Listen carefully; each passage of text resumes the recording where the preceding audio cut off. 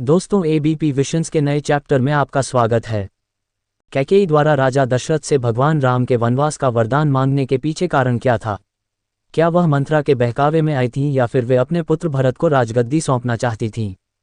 दोस्तों, इस जानकारी के लिए वीडियो को पूरा देखिएगा ताकि आप कभी भ्रमित नहीं हो। राजा दशरथ की 3 रानियों में कैकेयी उन्हें सबसे ज्यादा प्रिय थी। उन्होंने ही राजा दशरथ से भगवान राम के लिए 14 वर्ष का वनवास मांगा था। यही कारण है लोगों ने कैकेयी को नकारात्मक रूप में देखा है।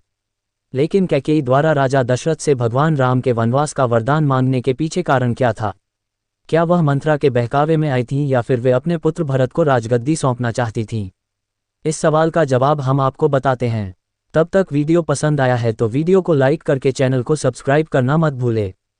एक बार देवों और असुरों के संग्राम में देवराज इंद्र ने राजा दशरथ से मदद मांगी थी।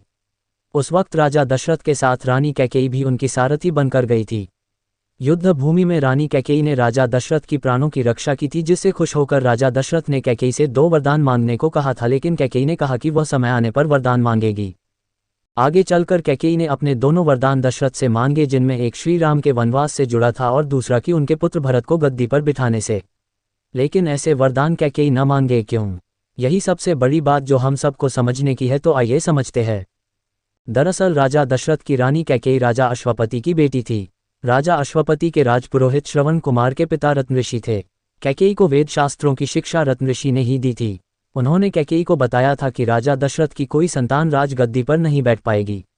इसके साथ ही ज्योतिष गणना के आधार पर उन्होंने ये भी बताया था कि दशरथ की मृत्यु के बाद यदि 14 वर्ष के दौरान कोई संतान गद्दी पर बैठी भी तो रघुवंश का नाश हो जाएगा। श्रवण कुमार की मृत्यु राजा दशरथ के हाथों बाण लगने से हुई थी, जिसके बाद श्रवण कुमार के माता पिता ने राजा दशरथ को श्राप दिया था कि जिस तरह से वे पुत्र के वियोग में मर रहे हैं, उसी तरह राजा दशरथ की मृत्यु भी पुत्र वियोग में होगी। कैकेयी को इसके बारे में पता था। राम दशरथ के सबसे बड़े बेटे थे। राजा दशरथ की मृत्यु पुत्र वियोग में होने का मतलब था कि राम की मृत्यु। कैकेयी राम से बहुत प्रेम करती थी और उन्हें खोना नहीं चाहती थी, इसलिए उन्होंने राम के लिए 14 वर्षों का वनवास मांग लिया। कैकेयी यह भी नहीं चाहती थी कि राम रघुवंश के नाश का कारण बने और उन्होंने यह वरदान मांगा कि भरत को राज्य दिया जाए। प्रभु श्री राम ने कभी माता कैकेयी को गलत नहीं कहा, साथ ही जब भरत ने अपनी माता को कटु वचन कहे तो प्रभु श्री राम ने उन्हें रोका भी। अब दोस्तों, आखिर और सबसे बड़ा सवाल अभी भी बाकी है कि कैकेयी ने श्री राम से 14 वर्ष का वनवास ही क्यों मांगी? वो चाहती तो 14 वर्ष से कम या ज्यादा भी तो मांग सकती थी। तो दोस्तों, आइए हम बताते हैं इसके पीछे की वजह। तब तक के लिए अगर चैनल को अभी तक सब्सक्राइब न किया हो तो ऐसी ही नई और सभी जानकारियों के लिए चैनल को अभी सब्सक्राइब कर ले ताकि आप कभी भ्रमित न हो। कैकेयी ने ही भगवान राम के लिए 14 वर्ष का वनवास मानकर यह समझाया कि व्यक्ति युवावस्था में अपनी 14 यानी 5 ज्ञानेंद्रियां, 5 कर्मेंद्रियां और मन, बुद्धि, चित्त और अहंकार को बस में रखेगा, तभी अपने अंदर के घमंड और रावण को मार पाएगा। और जिस समय ये घटना अयोध्या में घट रही थी, उस समय रावण की आयु में केवल 14 वर्ष ही शेष बचे थे। ये बात कैकेयी जानती थी। ये घटना तो अयोध्या में घट रही थी, लेकिन इसकी योजना देवलोक में बनी थी। कैकेयी को राम पर भरोसा था, लेकिन दशरथ को नहीं, क्योंकि वह राम के साथ पुत्र मोह में बंधे हुए थे। भगवान राम श्री हरि विष्णु के अवतार थे। ये सारी योजना उन्हीं की बनाई हुई थी।